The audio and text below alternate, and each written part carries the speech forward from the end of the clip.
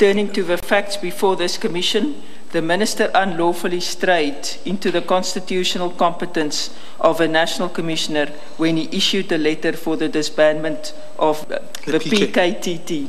The decision to disband the PKTT as a task team lay within the exclusive authority of a National Commissioner, and that the Minister did not have the legislative authority to disband the PKTT, let alone the manner in which he did.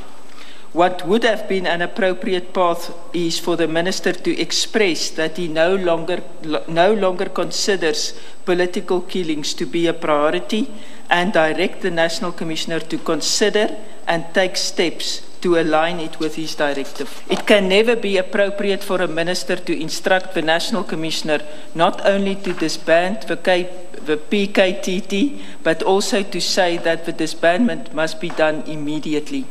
That constitutes not only an usurping of powers of a National Commissioner, but also undermines the constitutional objects of the SAPS as set out in Section 205(3), especially in respect of ongoing criminal investigations and the potential risk that further crimes may be committed.